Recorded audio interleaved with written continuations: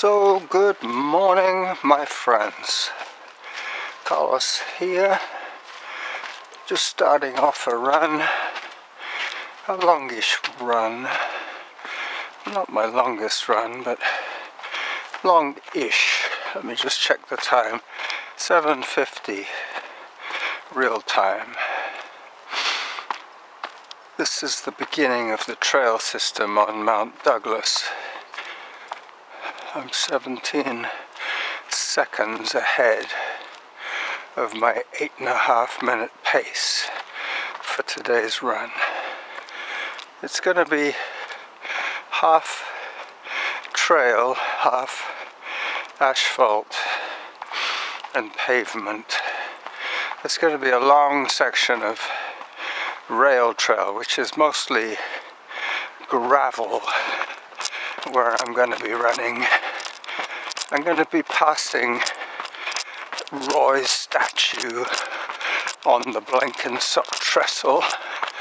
I'm going to be running past the longhorn cattle, and I'm going to try and stay in zone 3 for most of this run.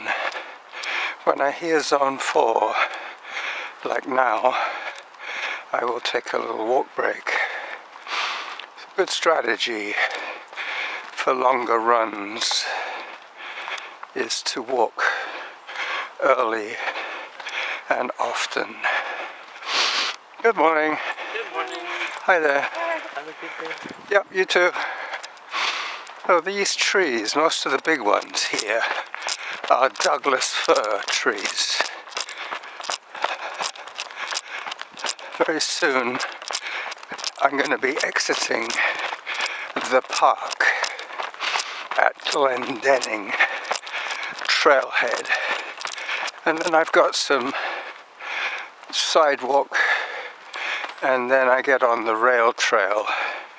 The reason I'm going this way is because there is a drinking fountain at about 4 kilometers. It's always a good idea to drink and to eat early and often on the longer runs. My friend Fritz in Laval, Quebec, is running the Grindstone 100 on September the 23rd. I think he said. It's a couple of days after Norma's birthday. I wish him luck for that. I believe it's his first ultramarathon. Always uncharted territory once you go past the marathon mark. Eat early and often, Fritz. That's what I say. Because later on in the day, your stomach might not feel like digesting food. You can get just so far on gels and shock blocks and Gatorade. There's a time when you need something like a bagel in your belly. Potato chips are good. Bagels are great. Later on in the day, hopefully they'll have real food for you, like boiled potatoes with salt, that kind of thing. You gotta stay in the comfort zone as much as possible in the early stages. The temptation is to go off with all the young bucks and get sucked into a pace that you probably will regret later on.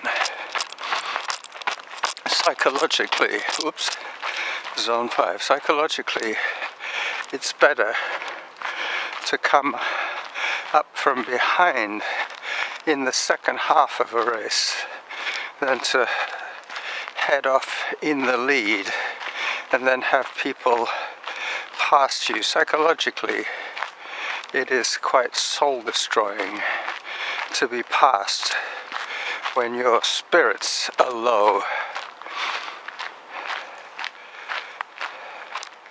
So far I've done 2.5 kilometers of 12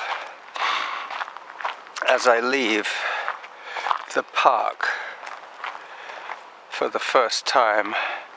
I'm going to be running all the way round Mount Douglas today.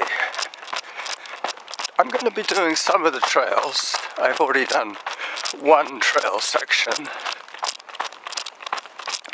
This little bridle trail is, as the name implies, where people come on their horses to protect their feet from running on the asphalt. I'm doing the same thing basically. I'm running on as much soft surface as I can, even though I'm wearing new road shoes. I'm wearing new road shoes, Brooks Launch, I believe they're called. I have no real brand loyalty, but because half of this run, a little less than half of this run, I have no choice but to run on hard stuff, I thought I might as well wear my most comfortable shoes. I have to keep track of time. Let me see what the time is now. 7:57. So I have about another minute. I have another minute or so on this first movie clip. It started off raining this morning. As you can see, there is rain on the road here. A little bit of rain. I was worried that my camera would end up with a big fat raindrop right in the middle of the lens.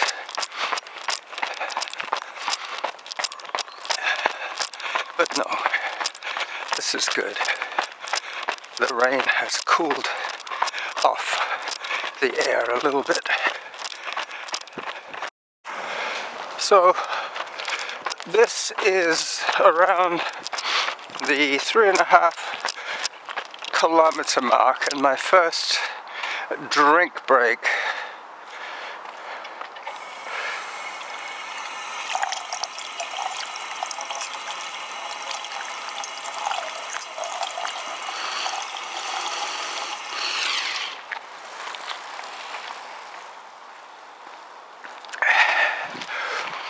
It's 8:08 and I'm on the rail trail. Just where the change of color is where the gravel starts.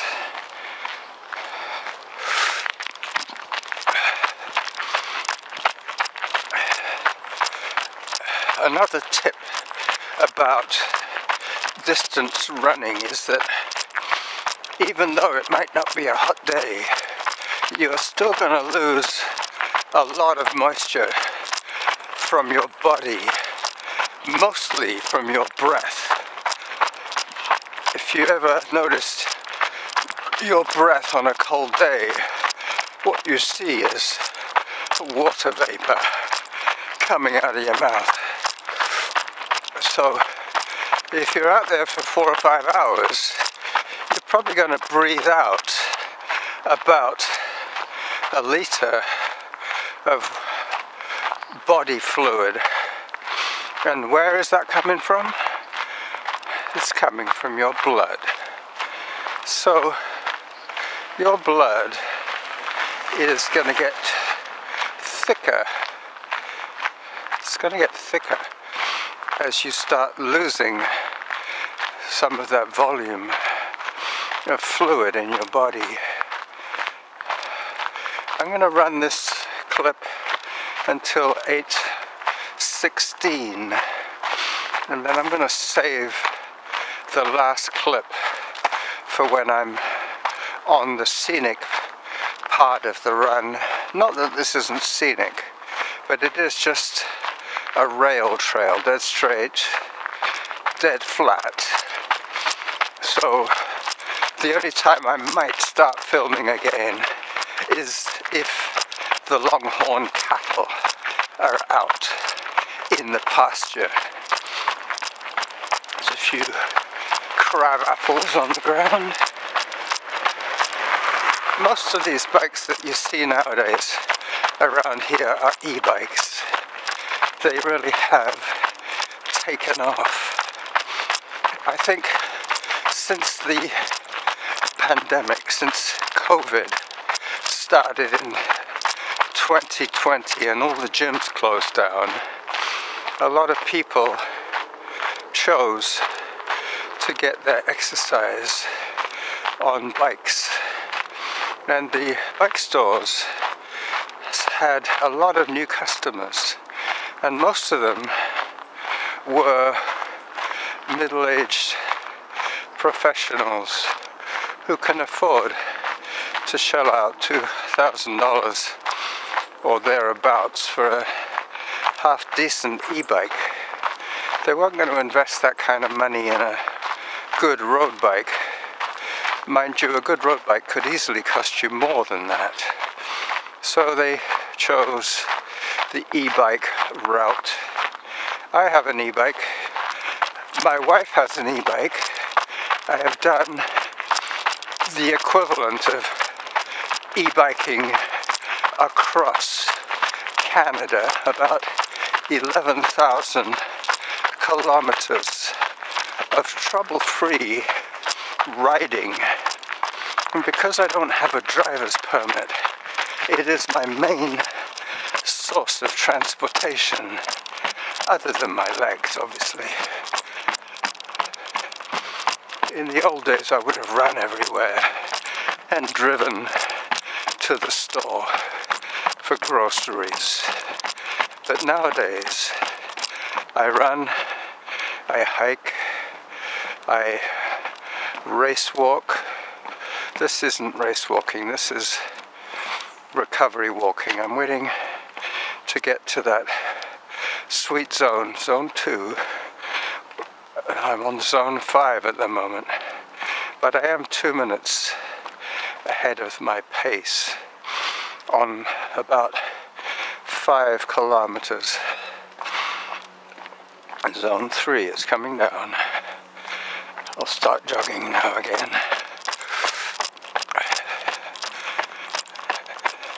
As I approach Farmer Roy's statue here across the Blenkinsop trestle.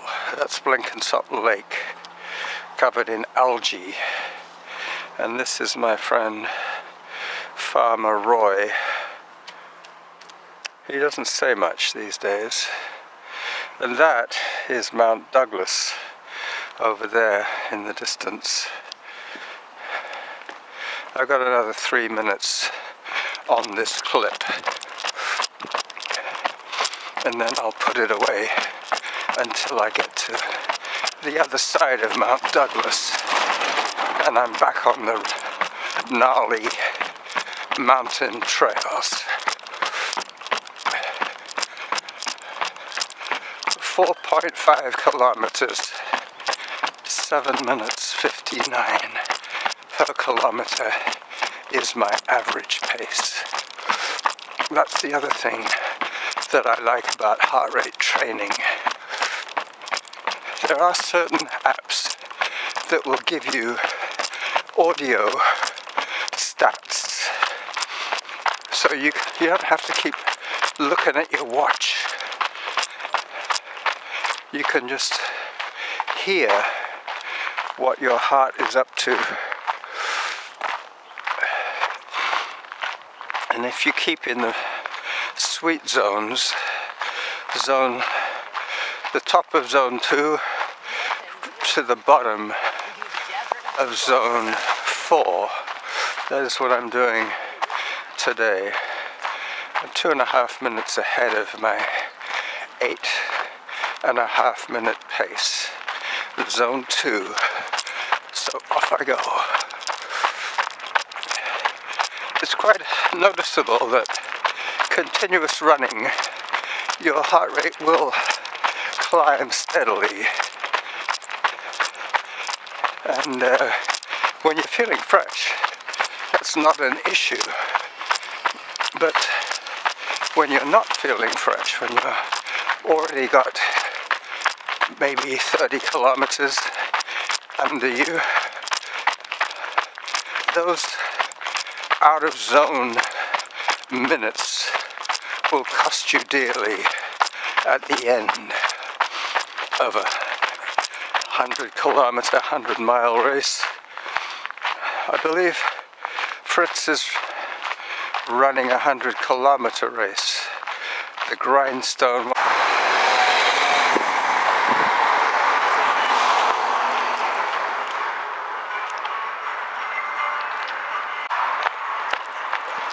Okay, so this is the trail section that I was telling Fritz about. He wanted to see some eye candy from today's run. So here's the eye candy for Fritz. This is an undulating trail, as you can see. The road is to my left. You will be able to hear Samantha's announcements, plus the music.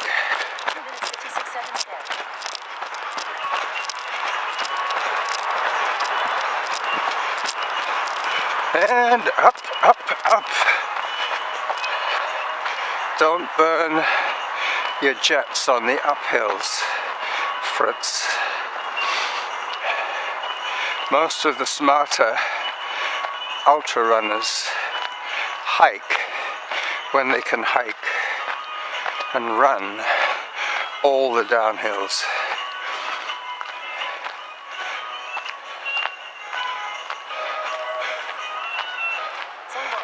Okay, zone 1.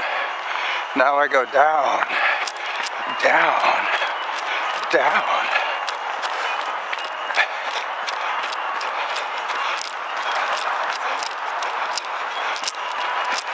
So this 8-minute clip will take me to the end of this episode. Around 8:59. 8:58 probably. There goes a truck, heavy truck. I believe Fritz drives a cement truck.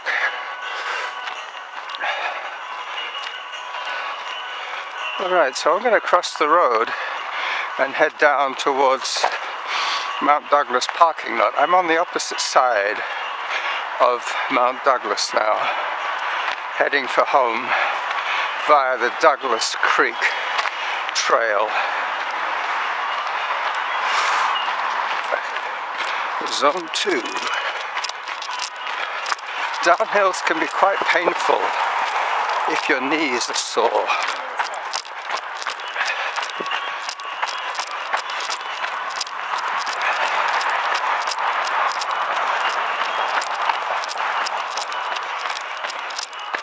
So I could go up that trail, or I could go across the road and down that trail. This is slightly more scenic because you have the ocean to my left.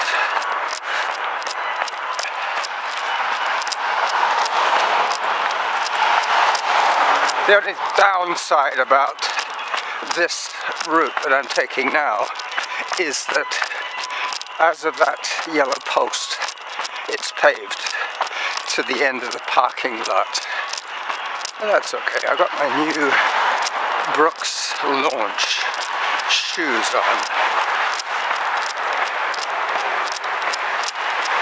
Zone 3. 3 minutes ahead, I think I hear. 3 minutes ahead on around 9 kilometers that I've run. So that works out at about, I don't know, I'm not sure, my math isn't very good at this stage. Walking in the street, going where the wind blows, blowing like the wind.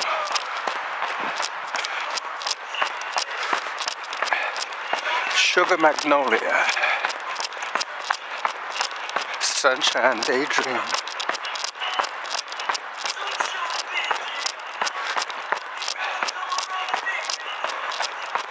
Sunshine, 3 minutes 40 ahead.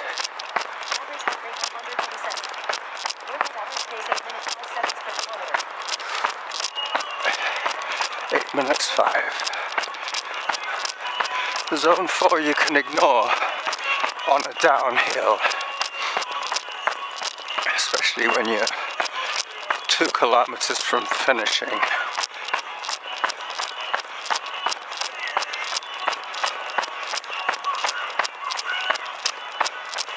So this is the parking lot at Mount Douglas.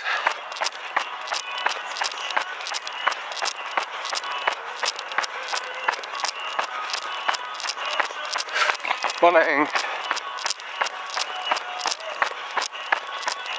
Lots of electric vehicles here. Zone 5. I will take heed of that. 4 minutes ahead. You see, if you pace yourself slow at the beginning, you can pick up time at the end.